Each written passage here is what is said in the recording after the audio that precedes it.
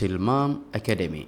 Okay, aan isku soo laabana mar labaad kooraskeenna imtixaana ahaa ee English Vocabulary and Use Elementary Level. Maanta waxaan qaadan doonaa Unit 26 casharkeenii 26aad. Waxaan uga sheekeyn doonaa oo noo noqon doonaa casharkii ugu dambeeyay module-kan Music and Musical Instruments. Musiga iyo qalabka muusigada loo isticmaalo. wuxuuna gabagabo u noqon doonaa module-kan oo lagu macdaray leisure baashaalka iyo qofka markuu free time u yahay waxyaaba uu qabto. bal aan soo fiirina marka hore section A. A. Music, musical, and musician. Music is an uncountable noun. We do not use it in the plural. The band played fantastic music for more than 2 hours.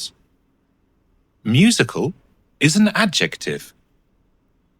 There is a shop on King Street that sells musical instruments. A musician, noun, is a person.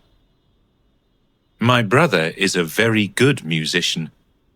He plays 3 instruments. Alright, music aan ku bilaabi doonaa. Sida caadiga ah grammatically waxaan dhihi doonaa music is an uncountable noun. Asiga uncountable waaye. Ma dhihina musics hadhow jamac ima ka dhigi karna markaas. We don't use it in the plural. Jamac ma laga dhigi karo. S ma lagu dari karo. Tusaale ahaan, the band played fantastic music. The band waxaa loo yaqaanaa group of musicians. Groupka oo muusigada garaaco. Muusigada ayadaa dhowr nooc kale leh.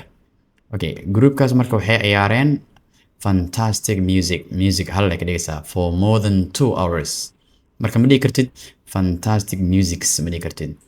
Musical, ereyga musical waa adjective.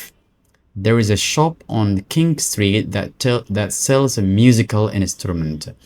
qalabka muusikada ayuu gadaa dukaankaas. Marka dukaan ayaa wuxuu ku yaalaa there is a shop on King Street. wadada loo yaqaano King Street waxaa ku yaalo dukaan that sells kaasoo iibiya musical instruments. qalabka muusikada ayuu iibiyaa oo haddaan ku baran doonaa cashirkan qaybtan kuwan dhan ayuu iibiyaa. marka ma dhigi kartid music instrument ma dhigi kartid, waa inaad dhahdaa musical instrument. A musician, qofka ayaa loo yaqaanaa a person. qofka muusigada garaaco qofkaas waxaa loo yaqaanaa musician. My brother is a very good musician. walaalkay waa musician aad u fiican waaye. He plays 3 instruments. wuxuuna yaqaanaa sida loo garaaco 3 qalab ayuu yaqaanaa.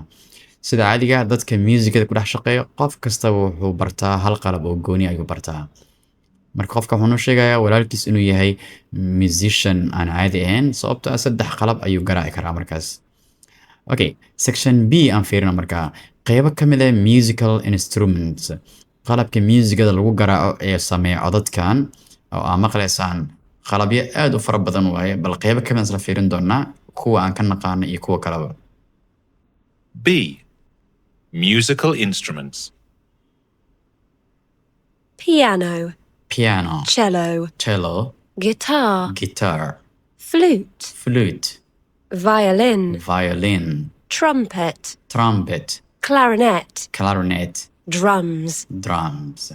inkastoo qalabkaani aan dadka badanaa aysan la ahayn familiar aysan iska aqoonin, haddana aan qaybo ka mid isla fiirin doonaa. Piano oo kale, pianada maaragtay pianada mid oo saan loo gargaraacaya sida keyboardka computerka kale oo marba cod sameynaya kaasoo kale. Piano. Cello, I don't know codka u sameyn karo. Guitar, dadka kabanka waxay aad u xiiseeya maalmahan dambe way arkaan guitar kabanka la garaaco kale. sidoo kale flute asigana mid saan loo afuufaa waaye, I don't know saxophone saas camalaal ay jireen. Violin asigana cod nooca soo saaraa violin. Trumpet, trombo waa mid aan Soomaalida waxay dhahaan trombo, mid la afuufo waa ciidanka booliiska oo kale maalmaha ay munaasabadaha sameeyaan. Clarinet asigana mid noocaas kale ay afuufaan waaye. drums durbaanka caadiga aan naqaano waaye oo saas loo garaacaya marka hore. Intaasi in ka badana jirto. Qaarkood waxaa laga yaabaa inaan markas aanan arkin oosan la tacaamulin maalin walba. Laakiin intooda ugu caansan qayb ka mid ah wax un inaad ka taqaanaan muhiim ah markaas. Playing a musical instrument. Section C, bal hamar ila dhegeysta asigana. C. Playing musical instruments. Ava plays the clarinet. Her brother plays the drums. Krishnan is learning the guitar.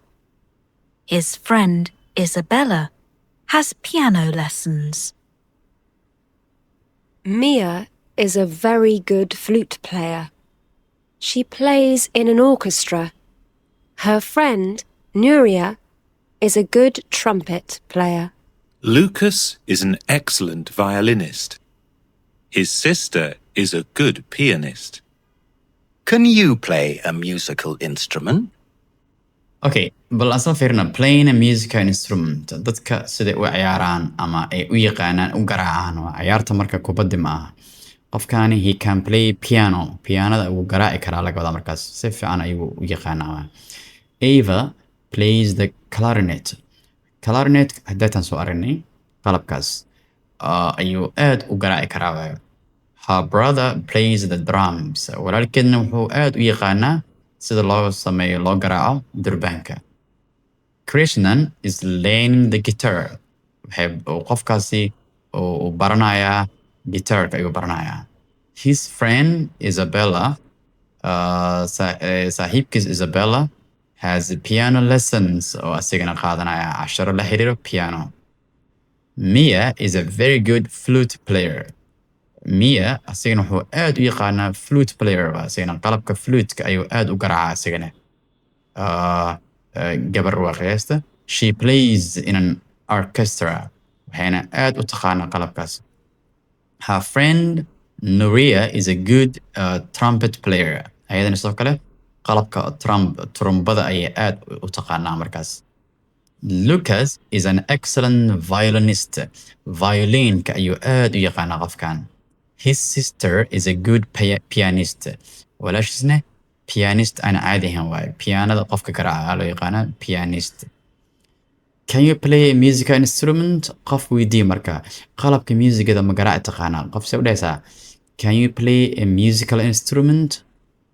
Okay, listen to music. Qofkaani musiga ayuu dhegeystaa. Qofkaan music hebel ma ka helo waxyaaba noocaas kale bal aan kusoo gabagabayna sessionkaas insha Allah sigana. D. Listening to music. Charlotte loves classical music. For example, Beethoven, Mozart. Harper can't stand opera. She prefers pop music. I like folk music, jazz, and rock. I often listen to music on the train. I downloaded some new songs yesterday. Do you want to hear them? All right. Charlotte loves classical music. Qofkaas wuxuu jecel yahay classical music. Muusigii hore ee qaraamiga ahaa ee la garaacay 50 sano 100 sano ka hor. For example, dadka waa dad caan ka ah agtooda markaa. Okay, Harper can't stand opera. Qofkaasi ma ku haysto waaye ma jeclo music nooc loo yaqaano opera. She dislikes it very much. Ma jeclo waaye. She prefers pop music. Waxayna aad u xiisaysaa ay jeceshahay pop music. Waa musiga waalida ah oo muusigada codkiisa aad ku dheereeyo waaye. I like folk music. Waa nooc ka mid ah musiga waa sigane. Jazz iyo rock almost waxaa waaye noocyada ka mid ah musiga waaye. I like folk music. I like jazz music. I like rock music. iyo waxyaaba lamid kale. I often listen to music on the train. Marmarka qaar ama inta badan waxaan musicda ka dhegeystaa on the train. Tareenka markaan saaranahay ayaan music iska dhegeystaa. I downloaded some new songs. Waxaan soo degsaday some new songs. Heeso cusub ayaan waxaan soo degsaday yesterday shalay. Do you want to hear them?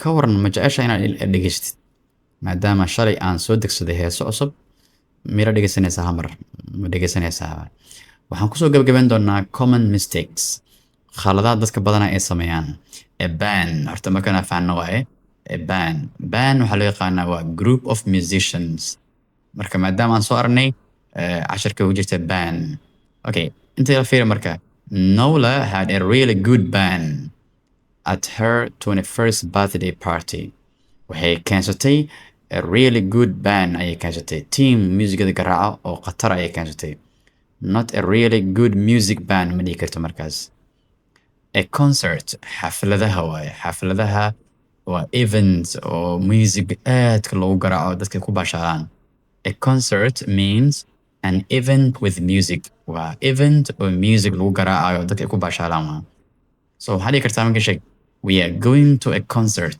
tonight caawa xaflad ayaan aadi doonaa oo baashaala markaas okay halkaas ayaan kusoo gabagaban doonaa guud ahaan sidoo kale waxaan halkan kusoo gabagaban doonaa module 4 ayaan halkaas ku gabagaban doonaa insha Allah markaas okay sidaas iyo nabadgelyo insha Allah